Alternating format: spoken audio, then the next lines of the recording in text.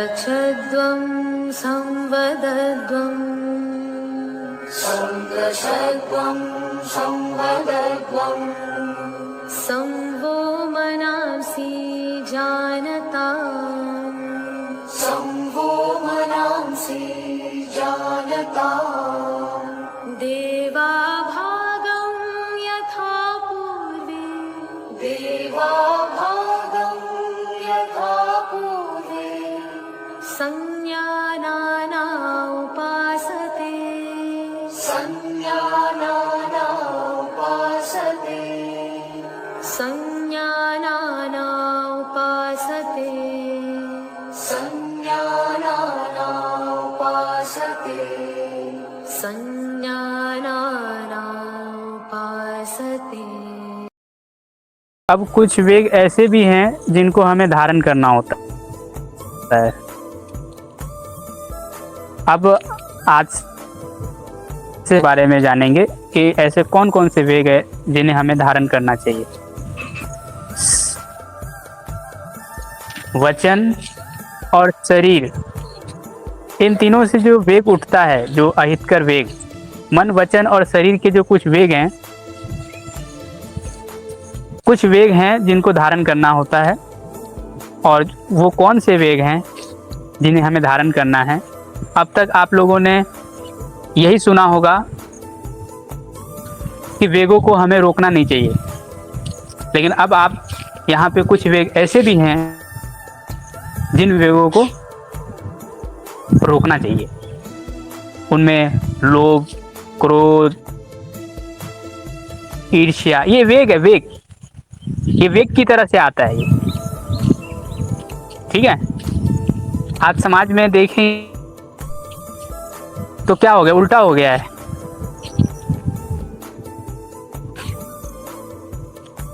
क्रोध, भय, लोभ, ईर्ष्या। अब दूसरी ओर तो जिन वेगों को रोकने की बात नहीं है, जिनको निकालना है, उनको रोकने की बात समाज में प्रचलन में आ गया है। इनको रोकना चाहिए। भूख को रोको, प्यास को रोको, नींद को त्यागो। ये समाज में प्रचलित है या नहीं मनोज जी? जी जी बिल्कुल है। और दूसरी ओर ये जो वेग अभी जो उठे, जो जिनको रोकने की बात है, उसको निकालने की बात कही जाती है। उसको मत रोको, उसको निकाल दो। गुस्सा आ रहा है, गुस्सा निकाल दो। लोभ आ रहा है, लोभ निकाल दो। लेकिन ये चीज़ रोकने की बात है, इसको रोकना चाहिए। कामुक विचार आ रहा है, उसको निकाल दो, एक तनाव आ जाएगा। कल हमने शुक्र के वेगों को रोकने की बात कही थी, शुक्र के वेगों को नहीं रोकने की बात कही थी। और शुक्र का वेग और अति काम वासना का वेग, काम वासना के वेग को रोकना है, शुक्र का जो वेग है उसको नहीं रोकना है। एक्चुअल में शरीर की ना कुछ स्वाभाविक प्रक्रियाएं होती है, जो हमने इससे पहले जो बातें पढ़ी थी। और धारणीय वेग वो शरीर की स्वाभाविक फिनोमिना है, स्वाभाविक प्रक्रिया है। उसमें हमें सहयोग करना चाहिए। यदि हम उसमें बाधा डालेंगे, उसको ज़बरदस्ती हठातपूर्वक, बलात्पूर्वक रोकने का कोशिश करेंगे, तो भयंकर रोग हो जाएंगे, अनेकों रोग हो जाएंगे। ऐसे मैंने अधारणीय वेगों को रोकने से होने वाले कई पेशेंट मेरे सामने मैंने अनुभव में लिए कि कोई मूत्र के वेगों को रोकता रहा, लंबे तक उसको पथरी हो गई। कोई भूख के वेगों को रोकता रहा, उसको अग्निमंद की समस्या हो गई। कोई शौच के वेगों को रोकता रहा, आगे जाकर के उसको IBS हो गया। बाद में आपने अनुभव किया होगा, जब आप शौचालय जाते हैं, आपने रोक लिया, मतलब शौच आ रही है लेकिन आपने रोक लिया किसी कारणवश, बाद में आप फिर करने जाएंगे तो वैसा नहीं निकलता जैसा आपने एक्सपेक्ट किया था। ऐसा होता है कि नहीं? तो इन सब चीज़ों का हमें ध्यान रखना है, बहुत ज़रूरी है। ये छोटी छोटी बातें हैं, लेकिन अगर हम इसको उपयोग करेंगे तो इन छोटी छोटी बातों का, वेगों को रोकने से होने वाले जो बीमारियां, उनसे तो हम बच जाएंगे, ये बात पक्की है। अगर आप चाहते हैं कि इन वेगों को रोकने से होने वाले रोगों से बचें, तो ये बहुत ज़रूरी है कि जो वेग हैं, जिन वेगों को आयुर्वेद में निकालने की बात कही है, उन्हें रोकना नहीं है। यदि आप निकालते हैं जब आने पर, तो आप इन रोगों से बच जाएंगे। ये बात आप जान लीजिए। तो अब तक हम लोगों ने अधारणीय वेगों के बारे में समझा था। अब हम आज से धारणीय वेगों के बारे में जानेंगे। वो कौन कौन से धारणीय वेग है वो समझेंगे। धार्येतु सदा वेगान हितेषि प्रेत्यचेह च लोभ ईर्ष्या द्वेष मात्सर्य रागादीनम जितेंद्रिय। व्यक्ति चाहता है कि इस जन्म में और अगला जो जन्म हो वो उस जन्म में, दोनों में हमारा अच्छा ही अच्छा हो, हमें सुख वाला जीवन मिले, अच्छी जिंदगी मिले, तो उनको चाहिए कि मन से गलत सोचना, बोलना और शरीर से गलत क्रियाएं करना, इन सब अधर्म युक्त कार्य को रोक देना चाहिए। ऐसा महर्षि भागवत जी का तात्पर्य है। यानी कि पुरुष ईर्ष्या द्वेष तो दूसरे की सफलता को देख करके जलना, हम उस व्यक्ति से ईर्ष्या कर रहे हैं, उस कारण में ईर्ष्या की शास्त्र आज्ञा दिया था, हम लोगों ने पढ़ा था, कारणों में ईर्ष्या करें, तो व्यक्ति से ईर्ष्या कर रहे वो गलत है। उसके बाद मत्सर, मत्सर का अर्थ है दूसरे को दुखी देख के प्रसन्न होना। उसका घर में आग लग गया, वाह अच्छा हुआ, मेरा कंपटीशन था, अब मेरे कंपटीशन में कोई नहीं आएगा, ये भी गलत थिंकिंग है, ये नहीं होना चाहिए। राग, विषयों में मन की आसक्ति, दूसरों को हानि पहुंचाने का कोशिश करना, ठीक है, तो ये हमें नहीं करना है। यानी कुल समझ लीजिए, मन से गलत सोचना, वाणी से गलत बोलना, शरीर से गलत क्रियाएं करना, ये सब कार्यों को रोक देना चाहिए। मन, वचन और शरीर, इनसे गलत क्रियाएं, कौन कौन सी क्रियाएं अच्छी है, ये हमें कैसे पता चलेगा ये गलत क्रिया है या अच्छी क्रिया? ये आपको शास्त्रों से पता चलेगा, ये आप पुरुषों से पता चलेगा, ये विद्वानों से पता चलेगा, और ये अपने अंतरात्मा से आप जानेंगे ध्यान में जाकर के, तब आपको समझ में आएगा कि ये गलत है, ये सही है। तो इसके लिए हम लोगों को शास्त्र पढ़ने की आवश्यकता है, ताकि हम इन सब मन से, बोली से, शरीर से, गलत क्रियाओं से बच सके। ये बात आप ध्यान रखिए। तो आगे हम देखते हैं। तो अब मैंने बहुत ही अच्छी तरीके से इस विषय में महर्षि चरक जी ने बहुत अच्छे से बताया है। तो मैं चाहूँगा कि महर्षि भागवत जी का यहाँ पर जो संदर्भ है वो हमें देख लेना चाहिए, ताकि हमें और आसानी हो समझने में। तो मैंने भेजा है, आप उनको पढ़िए और फिर उसको हम समझते हैं एक एक करके। जी प्रहलाद जी। जी। इमामस्तु धार्य द्वेगान हितार्थी प्रेत्यचेह च सहसानाम मस्तानाम मनोवाक्य कार्य कर्मणाम। देखिए, इस जन्म में और जन्म के बाद जो व्यक्ति अपना हित चाहता है कि मेरा इस जन्म भी अच्छा रहे और अगला जन्म में भी मेरे को अच्छा चीज मिले, तो वो अपने सामर्थ्य बल से अधिक कार्यों को ना करे। देखिए, अपने सामर्थ्य बल से अधिक कार्य करने वालों की जिंदगी अच्छी नहीं रहती है, ध्यान रखिएगा। व्यापक रूप से देखा जाता है, पश्चिम देशों में दुस्साहस के कार्य बहुत होते हैं। जैसे मोटरसाइकिल कितनी तेज चलाते हैं, बर्फ पर कूदते हैं, और भी न जाने तरह तरह की चीजें करते हैं। बहुत तेज गति का उनका खेल होता है। जैसे फुटबॉल के खेल में कितने प्रकार के दुस्साहस होते हैं। एक तरह से यश, धन, इन सब का एक वो होता है उसके पीछे का उद्देश्य, और उसके में वो बहुत सारे दुस्साहस का काम कर बैठते हैं। आप ना स्टैटिस्टिक्स निकाल कर देखेंगे तो जितने भी जो दुस्साहस के काम करने वाले जितने प्लेयर रहे हैं, उन सभी प्लेयरों की अगर आप लाइफ देखेंगे तो लॉन्ग लाइफ नहीं रही है, बीमार रहे हैं, वो स्वस्थ आयु वो जी नहीं पाए हैं। मिल्खा सिंह को आप देख लीजिए, और भी अन्य जो दुस्साहस के कार्य करते थे उनको देख लो, मतलब लाइफ लॉन्ग नहीं चलती है उनकी। और बहुत ही व्यापक रूप से देखने को मिलता है पश्चिम देशों में। अपने सामर्थ्य बल से अधिक कार्य करना वो कदापि सही नहीं है अपने शरीर के दृष्टिकोण से। और अगर हमारा शरीर अगर स्वस्थ नहीं होगा तो हम पुण्य के काम नहीं कर पाएंगे, धर्म के कार्य में बाधा होगी, ध्यान नहीं कर पाएंगे, स्वाध्याय नहीं कर पाएंगे, बहुत दिक्कत होगी। तो उससे हमारा धर्म का कार्य संचित उतना अच्छा नहीं होगा, तो उसके हिसाब से अगला जन्म भी हमें उस तरीके से ठीक से नहीं मिल पाएगा जो मिलना चाहिए। तो इसीलिए अगर हम चाहते हैं कि इस जन्म भी हमारा अच्छा बना रहे और अगला जन्म भी ठीक मिले, तो बहुत जरूरी है कि अपने सामर्थ्य बल से अधिक कार्य ना करें। क्यों? तो उसको करने से हम रोग हो सकते हैं, और रोगग्रस्त हो गए तो फिर आरोग्य शरीर रहने पर ही आप मोक्ष की तरफ पा सकते हैं। आरोग्य शरीर रहने पर आप बहुत सारे अच्छे अच्छे काम कर पाएंगे, फिर वो मोक्ष मिल सकता है। समझे? तो बात ध्यान रखिएगा। तो इसमें इसलिए जैसे अपने प्रश्न, हाँ जी, प्रश्न जैसे आता है इसमें भी, हम अपना सामर्थ्य बढ़ाएंगे भी तो सही या नहीं? सामर्थ्य धीरे धीरे करके बढ़ता है।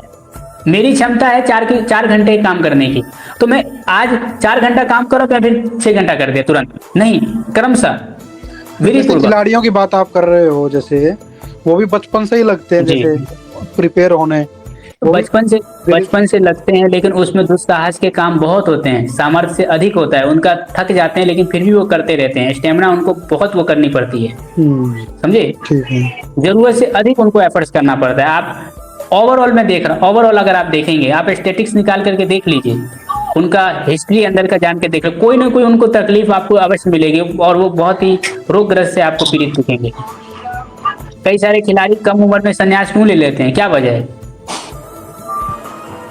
समझे? लॉन्ग लास्टिंग नहीं चल सकते आप, लॉन्ग लाइफ नहीं खेल सकते, समझे? 30 साल 38 साल 40 साल की उम्र में रिटायरमेंट ले लिया जाता है कि नहीं? हाँ, 40 तो मैक्सिमम है मेरे ख्याल, उससे पहले ही हो जाते हैं। पहले कोई 35 में, कोई 36 में, कोई 37 में, है ना, 38 तक तो ले ही लेते हैं सब क्रिकेट में। तो ये बात हमें ध्यान रखना पड़ेगा। अब आगे देखते हैं। हाँ, मन, वाणी और शरीर से जो भी निंदित कर्म है, जिनको शास्त्रों में मना किया गया है, और जो अपने से जो श्रेष्ठ लोग हैं उनको वो निंदित मानते हैं, घिनौना मानते हैं, उनको हमें नहीं करना है। आगे पढ़ते हैं।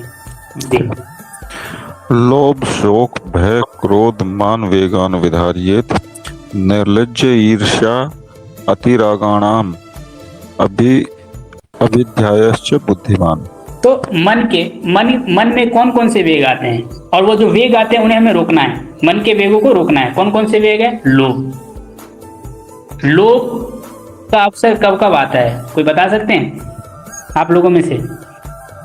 जी, सरकारी अफसर हो गए जी, जैसे भ्रष्टाचारी, किसी और का धन अपना लेना चाहें, या किसी और भी वस्तु को। देखिए, सामान्य अवस्था में कोई व्यक्ति लोभ करता नहीं है। मान लीजिए अवनीश जी की संपत्ति मेरे पास पड़ी हुई है। अवनीश जी ने बोला कि जी मेरे को ना सोना मैं आपके पास रख के जा रहा हूँ 10 किलो। अब यहाँ पर वो अवसर मिलता है कि अच्छा ये मौका मिला है, तो अब यहाँ पर मैं लोभ करूँ या ना करूँ मेरे ऊपर है। तो अगर मैंने लोभ कर दिया तो ये जो लोभ है ये वेग उठेगा, यहाँ पे स्वभावतः मन में वेग उठेगा लोभ का। तो उन वेगों को रोकना है। नहीं, कैसे रोकना है? नहीं, ये अपना संपत्ति नहीं है, इस पर हम वो नहीं सोच सकते, दूसरे का है, वो अपने लिए कंकर जैसा है, कोई मतलब नहीं है। तो हमें इसको रोकना है। मान लीजिए किसी ने मेरे पास 10 लाख रुपए इकट्ठा करके गया, कोई पूंजी लगा कर गया, तो मेरा मन में एक स्वभावतः वेग उठेगा, लोभ का वेग जैसे। तो हमें अपनी बुद्धि से, अपने विवेक से वहां पर उसको रोकना है कि नहीं, अपना नहीं है, उसका है। बहुत प्रयत्न करके हमें इसको रोकना है। तो लोभ का वेग, व्यक्ति को लोभ का मौका मिलेगा तभी तो लोभ करेगा ना। अवनीश जी, जी ऐसे कैसे पता चलेगा लोभी है कि क्रोधी है कि क्या है? कैसे पता चलेगा? तो मौका मिलने पे ही पता चलता है। मौका मिलने पे पता चलेगा। अब मान लीजिए, अब आगे अभी देखेंगे, ठीक है? तो लोभ वाला समझ में आ गया आप लोगों को, मनोज जी, अवनीश जी? तो लोभ के वेग को हमें रोकना है। आगे पढ़ते हैं, आगे पढ़िए।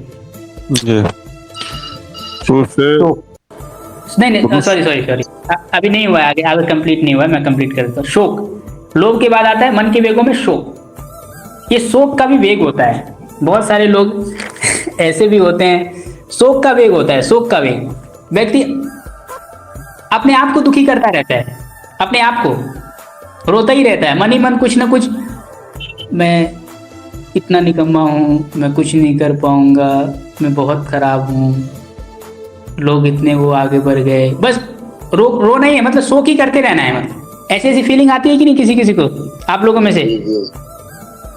रो भी रहे होते हैं और शोक कर रहे होते हैं अपने आप। ये शोक बहुत ही निंदनीय है, इसको रोकना है, रोना नहीं है, शोक नहीं करना है।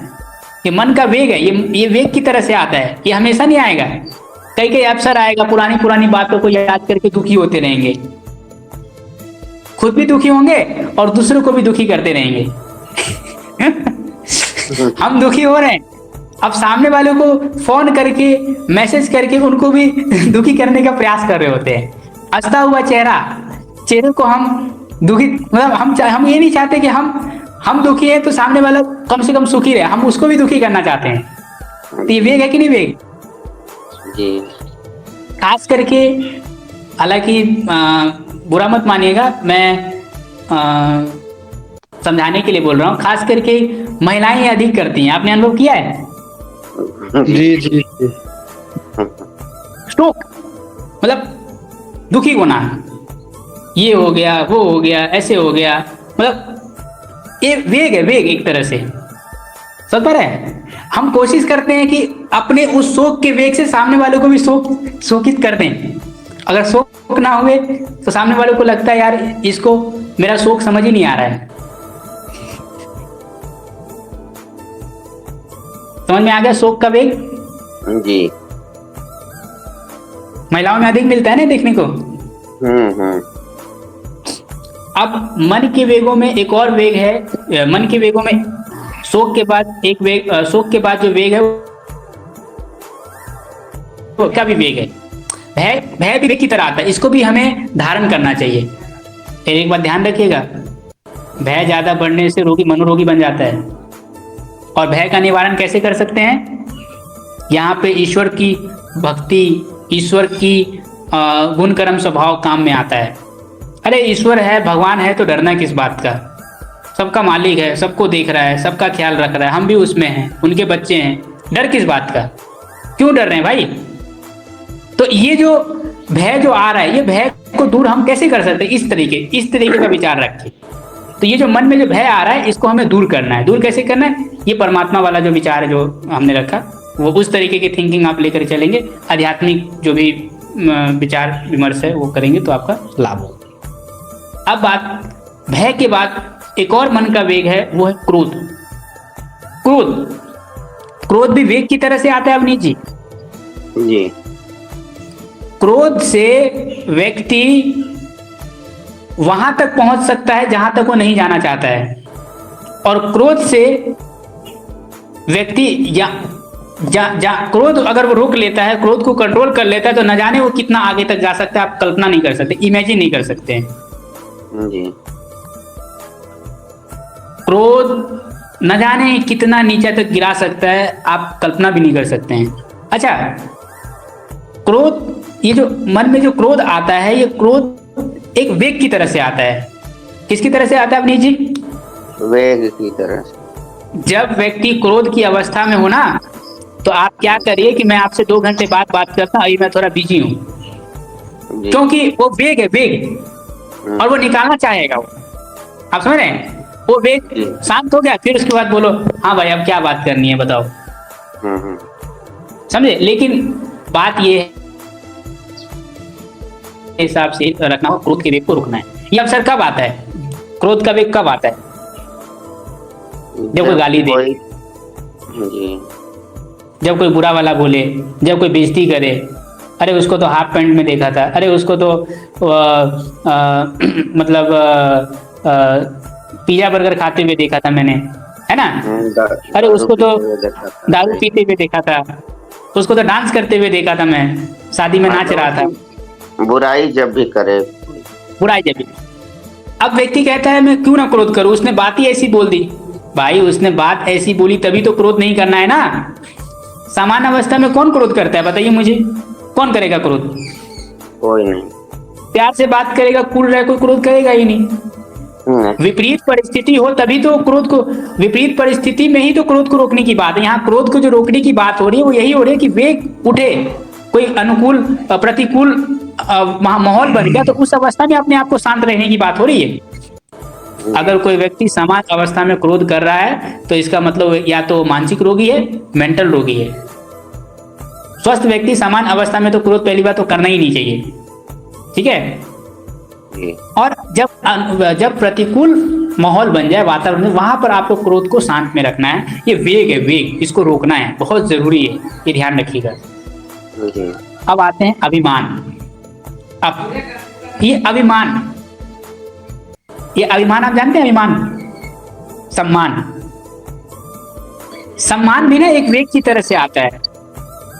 एकदम से व्यक्ति सभा में बैठा रहेगा, एकदम से मंच पे चला जाएगा, एकदम से माइक पकड़ लेगा, कुछ ऐसी हरकतें करेगा जिससे लोग उसको देखें, लोग उसको सुने। वो क्या है अवनीत जी? ये किसका वेग है? अभिमान का वेग। कुछ ऐसे होते हैं ना लोग कि एकदम से मंच पे चले जाएंगे, एकदम से कुछ एक्टिविटी करने लगेंगे, एकदम से कपड़ा उतार के ऐसे ऐसे करते रहेंगे, है ना, ताकि लोग देखे, गैस करें। ये मान का वेग है। और कुछ ऐसी बातें बोलेगा जिसको कोई ना बोला हो, मतलब कुछ अनोखी बातें बोलने की कोशिश करेगा जी। तो ये क्या है? ये मान का वेग है, इसको रोकना होगा। और सम्मान के व्यक्ति में व्यक्ति अलग अलग तरह के हेयर स्टाइल, अलग अलग तरह के वो श्रृंगार करेगा, अलग अलग तरह के कपड़े पहनेगा। ये क्या है? ये सब कुछ अलग हट करके बोलेगा, भले ही गलत हो, कुछ अलग हट के करना चाहता है, कुछ अलग हट के, कुछ एक्स्ट्रा ऑर्डिनरी। ये सब क्या है? व्हाट इज दिस अवनी जी? अभिमान है, तो वेग है, अभिमान का वेग। और ये अभिमान का वेग कहाँ से उठ रहा है? ये वो उसकी एक्टिविटी से, मतलब लोगों को दिखाने मन से। ये मन के वेग है। अभिमान का वेग किसका वेग है? मन का वेग है। तो अभिमान के वेग को रोकना है हमें, बहुत जरूरी है। अब आते हैं निर्लज्जता।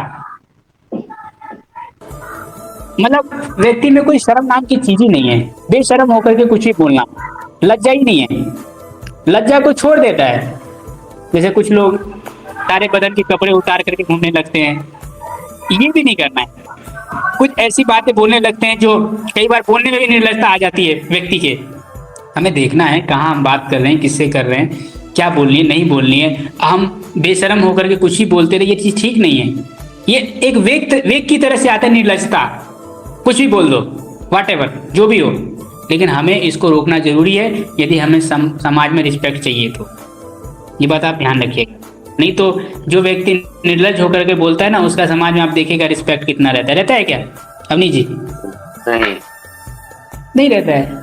निर्लज्ज होकर के हमें नहीं बोलना है। ये निर्लज्जता एक वेग है, वेग की तरह से आता है, इसलिए हमें रोकना है इसको। दूसरा ईर्ष्या, सॉरी, निर्लज्जता के बाद है ईर्ष्या। ईर्ष्या भी हमें नहीं करनी है, बहुत जरूरी है। दूसरे की तरक्की को देख करके हम ईर्ष्या कर रहे हैं, ईर्ष्या करते करते हम अपने आप को दुखी पहुंचा रहे होते हैं, हम अपने आप को परेशान कर रहे होते हैं, मन हमारा अप्रसन्न हो जाता है, सारा काम की एक्टिविटी हमारा खराब। क्यों ईर्ष्या करना भाई? क्यों ईर्ष्या करना? वो अपने मन, अपने बल पर, अपने मेहनत से वहां तक पहुंचा है, आप भी पहुंचना चाहते हो। आप, वो 2 घंटा काम कर रहा है, 2 घंटा पढ़ रहा है, आप 2.5 घंटा पढ़ो, 10 मिनट एक्स्ट्रा पढ़ो।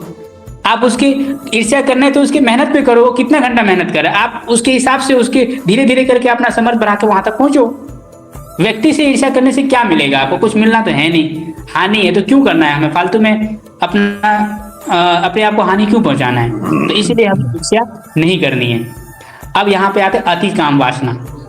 काम वासना भी एक वेग की तरह से आता है, इस पर भी हमें तो कंट्रोल करना होगा। इस पर कंट्रोल करने के लिए ऋषि मुनियों ने बहुत सारे उपाय बताए हैं। ध्यान करो, प्राणायाम करो, योग करो, बिजी रखो, मतलब जो भी चीज़ें हैं उनके द्वारा आप उनका शरण में जाकर के उनसे सीख सकते हैं इस पर कैसे कंट्रोल पाएं।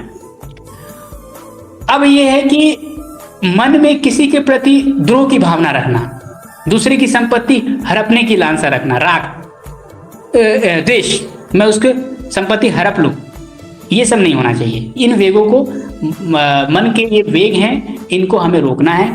ये धारण करने योग्य हैं, ठीक है, इनको निकालना नहीं है। तो अब आपसे ध्यान रहे कि हम लोगों को लोभ, शोक, भय, क्रोध, सम्मान, निर्लजता, ईर्ष्या, अति काम वासना और मन में किसी के प्रति द्रोह की भावना, ये सब वाला जो वेग आएगा, हम धीरे धीरे करके एक दिन सीख जाएंगे हमें इसके कैसे रोकना। अभी हम लोग सीख नहीं पाए, अभी हम लायक नहीं बन पाए, अभी वो चीज आ नहीं पाई है, तो सीखना है, हमें ये चीज करनी है, समझ कि नहीं? जी सीखना है कि नहीं हम लोगों को अभी? जी सीखना है। अभी हम लोग योग्य नहीं है इसके लिए, तो योग्यता लानी पड़ेगी। योग्यता धीरे एक दिन तो पक्का हम लोग जान जाएंगे, अगर हम कोशिश करते रहेंगे तो एक दिन तो इस पर कंट्रोल कर लेंगे। कर सकते हैं कि नहीं अवनी जी? जी तो अभी नहीं कर पा रहे, अभी देखते हैं, धीरे धीरे करके हो जाए, हम लोग कर पाए तो अच्छी बात है, हमारे लिए फायदेमंद होगा, है ना? वैसे जी एक चीज पूछना है, जैसे अगर मेरा सामान आप के पास है और आप दे नहीं रहे हैं, और तो फिर मुझे क्या करना चाहिए? जबरदस्त वो क्रोध की श्रेणी में आएगा या किस श्रेणी में आएगा? अगर हम कह रहे हैं कि नहीं आप हमारा सामान दे दीजिए, 10 लाख रुपया लिए हैं, आप दे नहीं रहे हैं, तो अगर आपसे हम फिर डिमांड करेंगे, आप नहीं देंगे, तो फिर उसके बाद क्या होगा? क्रोध करना चाहिए या नहीं करना चाहिए? उसके बाद जो न्याय व्यवस्था है उसका उपयोग आपको अपने मन को शांत रखते हुए, जो उचित न्याय से जो व्यवस्थाएं हैं, जो कानून का सहारा लेकर के आपको वो करना चाहिए, एक्शन लेना चाहिए, लेकिन अपने आप को बैलेंस में रखते हुए। जी समझे कि नहीं? हमें ऐसा करना है कि काम भी बन जाए और मन में हमारे किसी प्रकार का आघात भी ना हो, ये ध्यान रखिएगा। लेकिन जब हम न्याय व्यवस्था की ओर जाएंगे तो उधर भी तो फिर मन लगाना होगा ना? तो मन लगाना पड़ेगा ना, बिल्कुल लगाना पड़ेगा। तो फिर काम इफेक्ट होगा, जो अगर आप कोई नौकरी कर रहे हैं या कोई काम कर रहे हैं तो वो भी तो प्रभावित होगा। तो मैं इस स्थिति में आपसे जानना चाहता ये हूँ। तो जीवन की समस्याएं हैं। नहीं समस्या है। ये तो देखिए एक्चुअल में ये क्षत्रिय लोगों के लिए क्रोध मना नहीं किया गया है, ठीक है? हम लोग वैश्य हैं, ब्राह्मण हैं, शूद्र हैं, तो ब्राह्मण वैश्य शूद्रों को क्रोध को कंट्रोल करना होगा, और कुछ प्रकरण ऐसे हैं जहाँ पे क्रोध करना पड़ता है। लेकिन ये जो चीजें कही जा रही है, इसको हम अब वो उस पर ना लेके जाएं, मतलब क्या बोलते हैं उसको, विकल्प में, मन को विकल्प में अगर लेके जाएंगे तो उसके हिसाब से फिर आपको वैसी सिचुएशन पैदा करनी पड़ेगी। यहाँ पर जो बातें कही जा रही है किस संदर्भ में हमें समझना है। तो क्रोध तो इसीलिए आता है ना कि अगर आपका कोई चीज हम आपको दें और आप फिर हमें रिटर्न नहीं कर रहे हैं, तो क्रोध तो आता ही है ना। आपको तो न्याय और अन्याय का मतलब पता है ना? न्याय की परिभाषा आपने पढ़ी है ना, जो मैंने उसमें लिखी थी। यदि अगर आपने किसी को सुख, ये क्या बोलते हैं, हिंसा और हिंसा की थी वो शायद। यदि आप हिंसा, हाँ, न्याय और अन्याय, हिंसा एक ही बात है ना। यदि आप मान लीजिए किसी को न्यायपूर्वक यदि आप किसी को सुख दे रहे हैं या न्यायपूर्वक किसी को दुख दे रहे हैं, तो वो क्या हो जाएगा? अहिंसा। तो आप न्यायपूर्वक करिए काम, तो आपको वो चीज फिर मान्य है, कोई दिक्कत नहीं है। लेकिन उसमें अपने आप को हानि ना हो, उस क्रोध से आपका हानि नहीं होना चाहिए, ध्यान रखिएगा। वो भी अन्यायपूर्वक, समझे? न्यायपूर्वक करिए, उसमें कोई हानि नहीं है, कोई आपत्ति थोड़ी है। लेकिन यहाँ पर जो बातें बताई जा रही है उसके हमें संदर्भ को समझना पड़ेगा, क्या कहना चाह रही हैं। जी ठीक, समझ में आ गई? न्याय को ध्यान में रखते हुए, मतलब हिंसा अहिंसा को ध्यान में रखते हुए आप काम करेंगे तो आपको दिक्कत नहीं आएगी। न्याय को ध्यान में रखते हुए, न्याय है या नहीं, ठीक है। अन्यायपूर्वक आप उसको नहीं वो कर सकते हैं, मतलब कुछ भी न्यायपूर्वक करिए जो भी करना है। जी, यहाँ पे डाउट क्लियर हुआ आपका? जी। चलिए, तो आज हम लोग मन के वेगों को ही समझने में समय दिया। कल हम लोग वाणी और शरीर, इन दोनों के वेगों के बारे में समझेंगे। तो शांति पाठ करके कक्षा को विराम देते हैं।